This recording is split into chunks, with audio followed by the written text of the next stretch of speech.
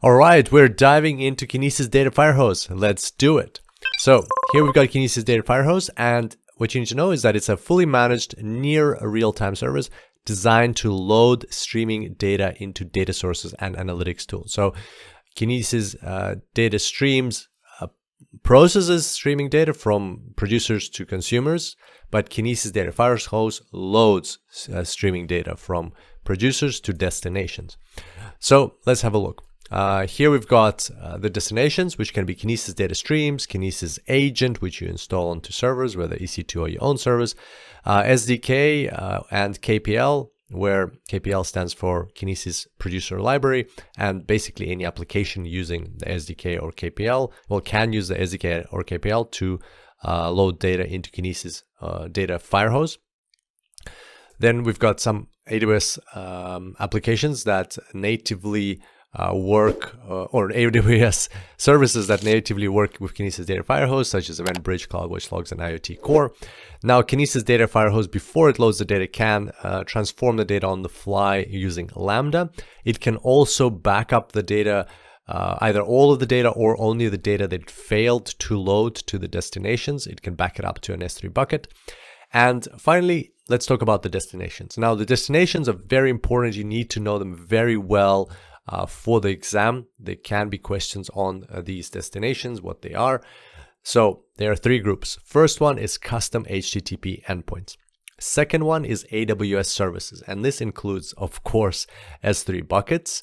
It also includes Redshift, but keep in mind, look out for trick questions on the exam about this, where the data isn't actually loaded. Well, the way this works, Data Firehose doesn't load the data directly into Redshift. It first loads it into an S3 bucket. It's like a staging bucket.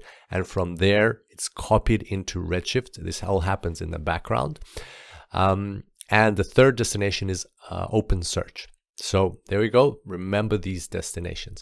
And the final group is third-party destinations, such as Datadog and Splunk, and there are other partners, other application partners, but perhaps these are the most most important ones to keep in mind. Now, another thing to keep in mind is that Kinesis Data Firehose can only write to one destination at a time. If you want to write to several destinations, you need to create several instances of Kinesis Data Firehose. The good news is that you are charged per volume of data processed. So you're not charged per how many instances of Firehose you create, but rather how much data is going through Firehose. So it's a very friendly pricing model. And the final thing to remember for the exam is that it's a near real-time service. So it's not real-time like Kinesis data streams, it's near real-time. So if you see near real-time on the exam, they're likely talking about Kinesis Data Firehose. And why is it near real-time? Because it will either wait for a batch of 1 megabyte of data before it writes, or it'll wait for 60 seconds, whichever comes first. Now you can adjust these values, but those are the minimum. So it will wait for those one of those two to happen. And I've got a funny image here for you of a person running, because it's like almost real time, but it's not real time because they had to pick up the turtle, which is that 1 megabyte of data represents a megabyte of data. And now they're running with the turtle. So it'll basically almost real time, but not real time because the turtle is slow.